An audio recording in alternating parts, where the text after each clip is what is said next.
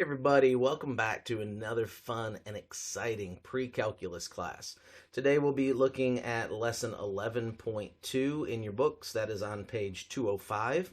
Today we're going to be talking about the angle, inclination, and slope of a line. Again, these are concepts that I think you should know from Algebra 2, but I'm going to spend a little bit of time on the kind of the explanation, and then we'll just start working through them. All right, if we look down here, we'll kind of skip this first little part. This is kind of a review of some different things about angles that we've already talked about in this class. Really, the two things from this lesson that I want to focus on right here, the inclination of the line.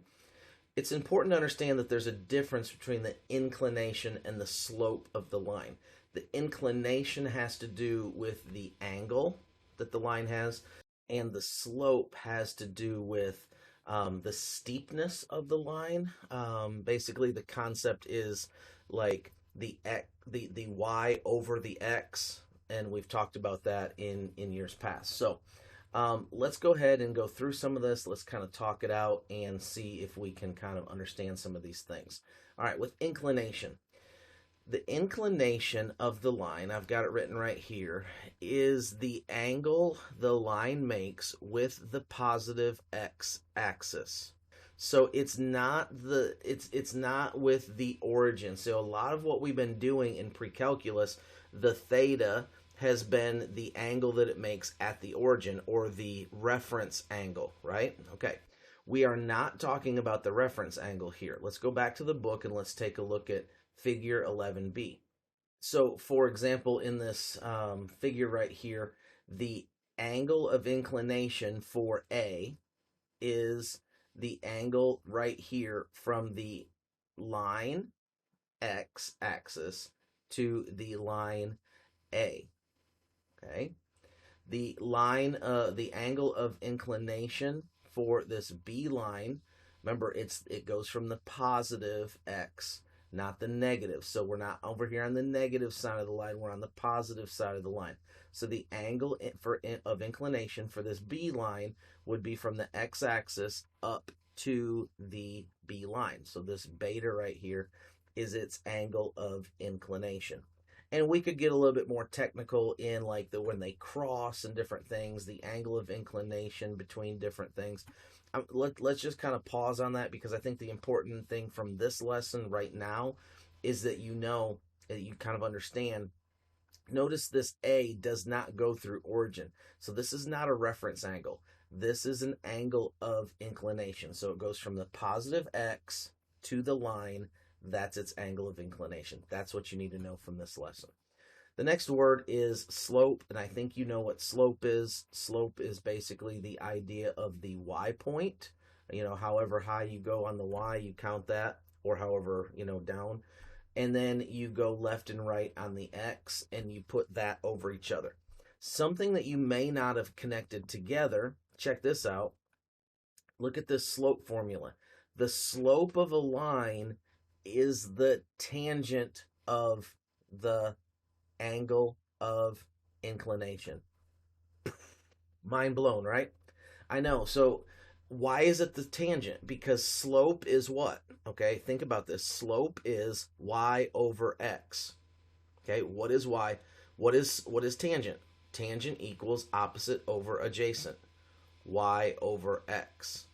Okay, opposite y, adjacent x. Slope equals tangent. It's important to understand that. Very important to understand that. It also equals this right here. Your y points over your x points. So if you have multiple ones, then you can just set it up like y2 minus y1 over x2 minus x1. That's the formula for slope that you learned in Algebra 1 and Algebra 2. We're going to be using those over and over, so be ready for those. All right, here we go. Example number 1. Let's jump into it. We have 4 examples to get through, so you're going to need to listen fast, and I'm going to talk fast. So example number 1. Let's jump over here to the computer, and let's look at it. We want to find the slope and inclination of the line passing through 2, 1. That's the first point. And 6, 7. That is our second point. So to find the slope, you've been finding slope for a long time. You just do, you could write this m equals the tangent of alpha, or which equals y2 minus y1 over x2 minus x1. That's going to give us our slope. So we just start plugging in. I mean, this is just as easy as just plugging in and solving this right here. So, let's call these our 1 points and let's call these our 2 points. It really doesn't matter. And to be honest with you, this doesn't matter either. You could say y1 minus y2 as long as you said x1 minus x2. Those are interchangeable, but you just have to stick. Once you designate one, the 1 point, and the other, the 2 point, then you have to stick with it. All right, so let's look at this. Let's see what we get when we do this. Y2 is going to be 7 minus y1 is going to be 1 over x2 is going to be 6. x1 is going to be 2. So then just work it out. 7 minus 1, and that is 6.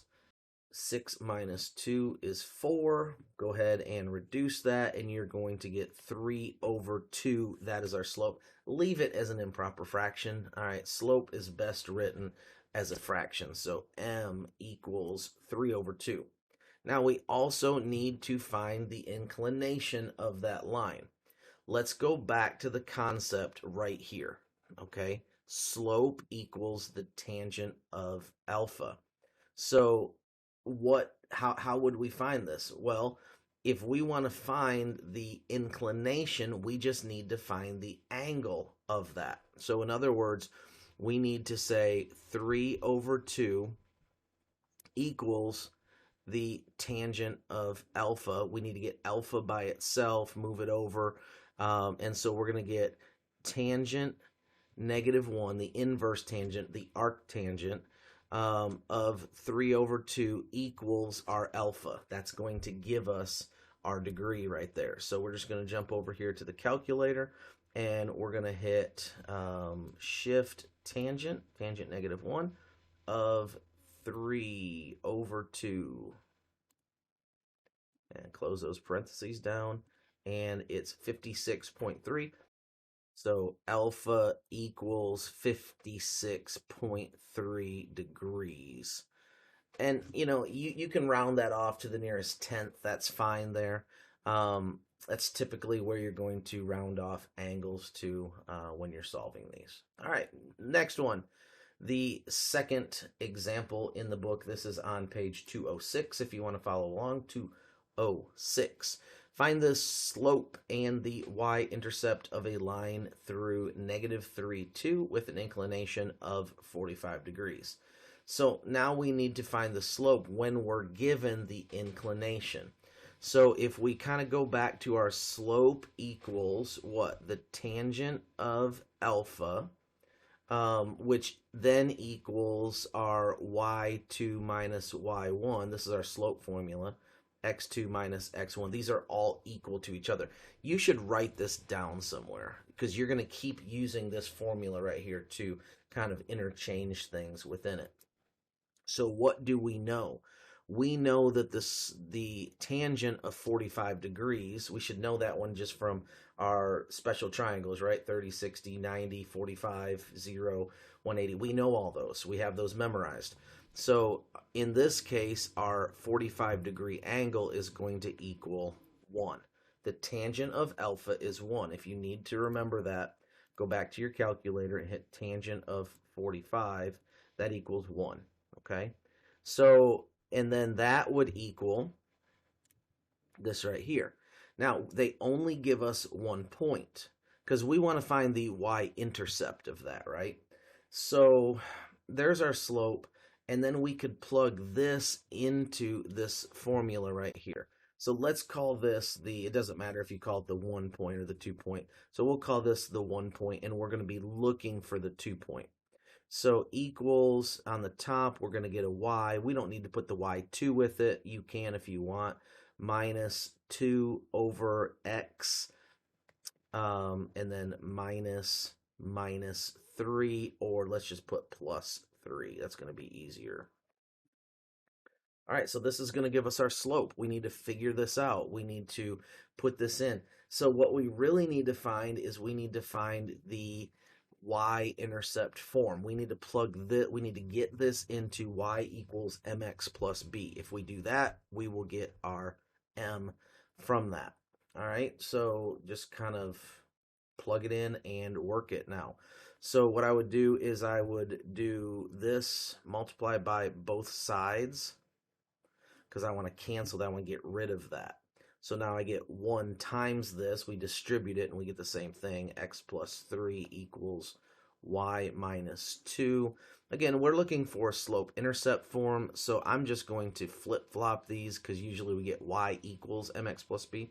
So I'm just going to get y, let me change the color here, y minus 2 equals x plus 3. I'm going to add 2 to both sides, and I am going to get y equals x plus 5. Now I have y equals mx plus b. This is my b. Notice my m is 1. 1 over 1, okay? Because that was my slope. If I go back up here, there's my slope. There's my 1 showing up there, okay? And so this is my b, or this is my y-intercept. And that was what I was looking for, right? So find the slope. I already found that. That's the 1. And then I need to find my y-intercept. That's my b. So I just plugged it into the formula. I worked the formula. I solved it to get it into the y-intercept form, which gives me my b. It gives me my y-intercept. So in this case, my slope is going to equal 1 or 1 over 1. And my b, my y-intercept, is going to equal 5. Okay, you could also write it 0, 5, which is another way to write y-intercept. So you could write that either way. Okay. Okay, let's jump back over here to your book real quick. Let's look at variation and inclination of slope. I'm not going to read the whole thing, but basically remember that there's a positive slope and a negative slope. So if you look down here, the relationship, if you will, between the positive slope and an inclination is that if your inclination is between 0 and 90, you will have a positive slope. So if our inclination is right here, and we're between, remember, we're with the positive x-axis, so let's say that that's 30, let's say that's 45, let's say that's 60, 80, 90, whatever. Anywhere in between 0 and 90, you will get a positive slope. Why is it positive slope? Because remember, positive slopes start the bottom left and go to the upper right. Okay, so that is positive slope. If it's a 90-degree angle, your slope will be undefined. Okay, we've talked about that before. And then over here, if you have a negative slope, so if it's going from the upper left to the lower right, then that's going to be a negative slope. When slope is negative, the angle of inclination is between 90 and 180. Or in other words, remember, because it's with the positive x-axis. Okay, let me kind of scroll that up a little bit. It's with the positive x-axis, so what does that mean? It means that it's going from over here at the x-axis, and your angle is going all the way over to your line, right? So it's going to cross over the y-axis, which is 90. So it's going from here, crossing over the y-axis, all the way back over to your line. It has to be over 90 degrees. And it can't be over 180 because it's going to stop back here at the other x-axis. When it gets to the x-negative side, then it can only be 180. So your angle of inclination can only be between 0 and 180. For positive slope, it's going to be between 0 and 90. And for negative slope, it's going to be between 90 and 180. So that's important. All right, go ahead and look at the next example. Example number 3. You can also look down here at the screen. And we are going to find the inclination for a line passing through points -1, 1 and -5, 5. So all we need to find is the inclination, the angle of inclination. That's all we're looking for here. So go back to the formula that we've been using. M equals the tangent of alpha equals our y2 minus y1 over our x2 minus our x1. Those things are all the same. So the slope is going to equal the tangent is going to equal our slope formula. Okay, now we're just going to kind of plug into that where we can. And so here we're going to plug in right there, and we're going to end up with our y2 will be 5 minus our y1 is going to be 1 over our x2 is negative 5 and our x1 is negative 1. So we can make that just positive 1. And then just go ahead and solve that out. So that's going to equal 5 minus 1 is 4 over negative 5 plus 1 is going to be negative 4. So that's going to be negative 1. So our m equals negative 1. It doesn't want the slope, right? It wants the inclination. So again, we have to go back to our calculator and we have to do this part of it. So do you remember this? This is where I put negative 1 because that's our slope equals the tangent of alpha. To get the tangent of alpha, we basically get the alpha by itself. So tangent, so inverse tangent, that's where we go to our calculator and we just plug in. We want the inverse tangent, so shift tangent of negative 1. Close down those parentheses, and we're going to get negative 45 degrees. Now, this is kind of where you're going to have to do a little bit of work. So, in other words, alpha equals, let me change the color so you can see it, alpha equals negative 45 degrees. And you might be thinking, well, wait a second, I thought you just said that the angle of inclination has to be between 0 and 180. I did. The calculator obviously doesn't know that, so we have to do it for it. So how are we going to do that? Well, if we're in the fourth quadrant, which we are, we have to wrap that into the second quadrant. How are we going to do that? Negative 45 plus 180 is going to wrap that into the second quadrant. And that's going to yield our alpha is 135 in this case, because we have to get it between 0 and 90. Anytime that you have a negative slope, you have to get it into the second quadrant. So the way that you would do that is you just add it to 180, and that'll put it into the second quadrant. Okay, last one here real quick. Find the inclination of a line whose slope is negative square root of 3. In fact, I'm not going to do that one. I'm just going to show it to you here in the book. I don't feel like I need to go through that one really. So how do you do that? Well, just make it equal to all those things. So it's hard because all they give us is the slope. Just substitute it in for the m, right? And so on your calculator, all you do is plug that in. Your calculator is going to give you negative 60 degrees. Obviously, we know that it has to be in the second quadrant. Why? Because our slope is negative.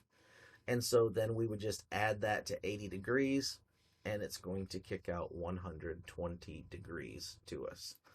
All right, that's all I have for you in this lesson. Hopefully you learned something there. If you missed anything, scroll it back, watch it again. It's just using that formula just repeatedly. It's just kind of manipulating that slope equals tangent of A equals the slope formula. You can plug in different things, different places. Make sure that if you're looking for an angle, you're using the tangent negative 1. And yeah, you should be able to handle these questions. Practice these. Go to those exercises. All right, that's all I got for you. We'll see you later. Have a good one. Bye-bye.